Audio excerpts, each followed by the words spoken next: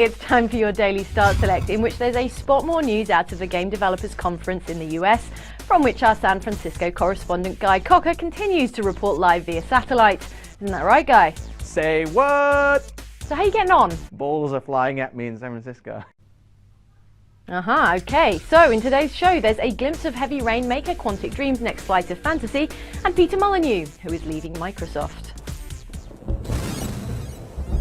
First, a French studio, Quantic Dream, and its auteur co-founder, Monsieur David Cage, creator of PS3 controller Fumblefest Heavy Rain. Remember how they teased the virtual actor technology that would go on to power Heavy Rain with this? And action! The first time I saw you, I knew you were the one. It was called The Casting, and we saw it back in 2006, and it doesn't look as amazing as you remember it, does it? Well, for something that does look amazing, check this out. Over at the Game Developers Conference, Cage & Co just showed off this new tech demo called Kara. Hit up the link at the bottom of the screen for the 7-minute short film in full, rendered in real time on a PlayStation 3. In it, we see an advanced lady android who is a personal assistant, babysitter, multilingual interpreter and sex bot, of course yes thank you, who gets assembled in the lady android factory, then, as is customary, gets fancy notions about being alive and not wanting to be disassembled, you know, like Johnny Five. Please, I'm alive! No, stop! No, do not kill me! It's not actually part of an actual upcoming game in the same way the casting wasn't part of Heavy Rain, but the casting did point to the eventual tone and aesthetic of Heavy Rain after a fashion, so maybe Kara points to a science fiction project in development over at the French studio. We do know it'll eventually be a Sony exclusive, and also that Heavy Rain came out 4 years after we saw its tech demo at E3. Here's hoping it's not 4 years till we see more of this one.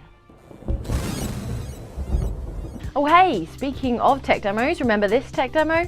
I'd like you to meet a boy called Milo.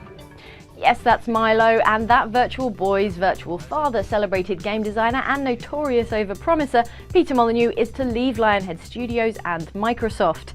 He's quitting the Fable developer and his creative director role at Microsoft Game Studios' European division to work with a new independent outfit. In a tweet, Molyneux wrote, "I have left the lovely, amazing Microsoft and Lionhead.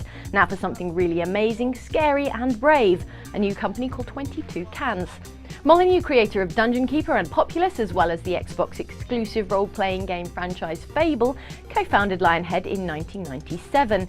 He set up the studio after leaving Bullfrog, which he had founded 10 years earlier and sold to Electronic Arts in 1995.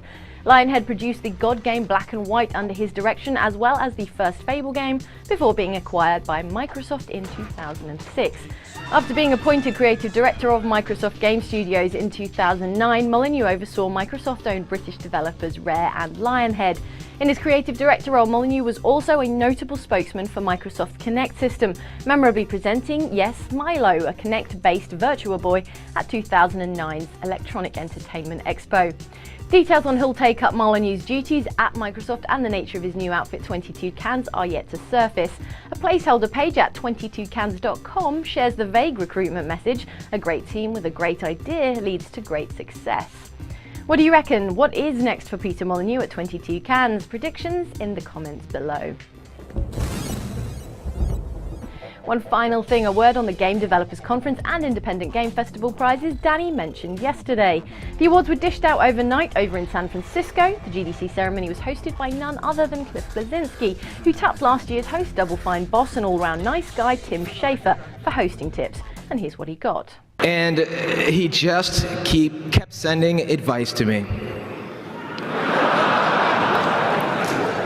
Over and over and over.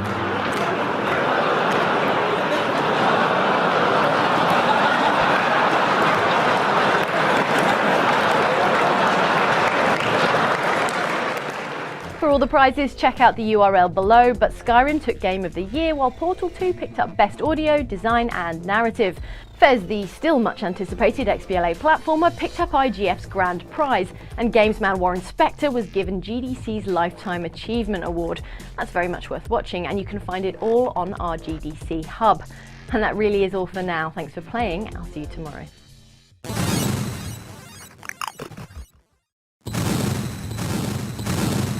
Hey, hope you enjoyed the show once again, and if you'd like to see old Start Selects, why wouldn't you? With their timeless humour and old games news, you can click up here for Start Select or up here for more videos from GameSpot in general. And with that, I'm out of here. Take care.